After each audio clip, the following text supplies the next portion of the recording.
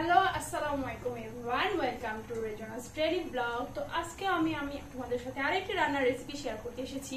সেটা হচ্ছে কাচকি মাছ দিয়ে টমেটো, পেঁয়াজ, কাঁচামরিচ একদম সরিষার তেল দিয়ে হাতে মেখে যে কাচ্চি মাছটা ভুনা করে, একদম হাতে মাখা কাচ্চি মাছটা আজকে কিভাবে আমি রান্না করি সেটাই আমি তোমাদের সাথে শেয়ার করব। দেখতে হলে সাথেই থাকো।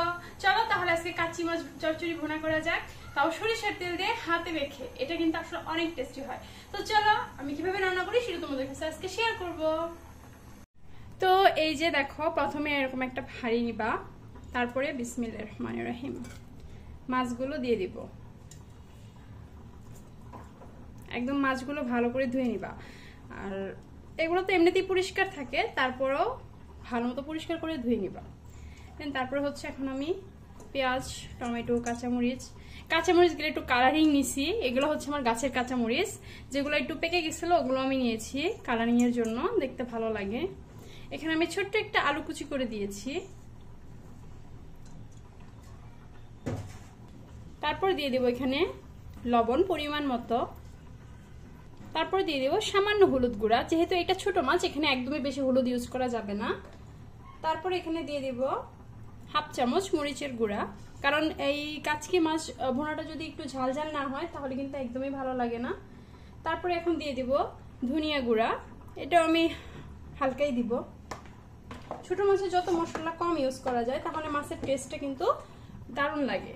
এরপর দিয়ে দেবো এই যে এটা একদম ঘানির সরিষার তেল। তেলের পরিমাণটা একটু বেশি হবে এই ছোট মাছটাতে, কারণ যেহেতু এটা কাচ্চি মাছ এটাতে হচ্ছে তোমার একটু তেলটা বেশি দিলে এটা ভালো লাগে।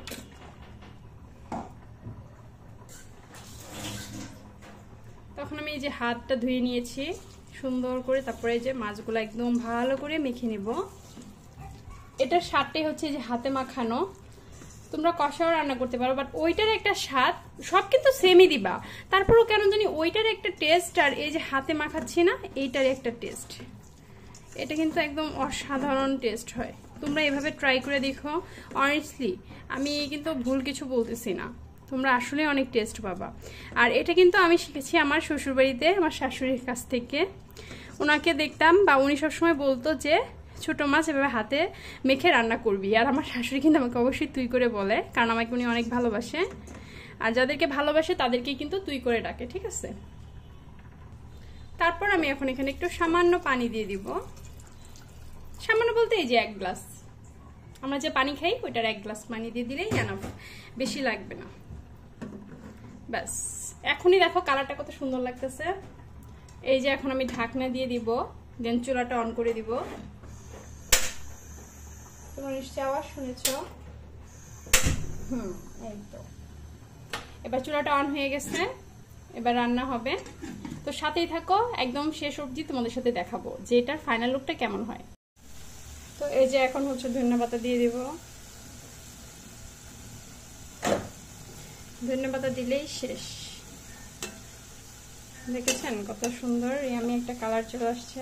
এই যে এইভাবেই তোমরা কাচকি মাছ হাতে মেখে রান্না করে খেতে পারো, এটা কিন্তু অনেক মজাদার হয়, খেতে অনেক ভালো লাগে।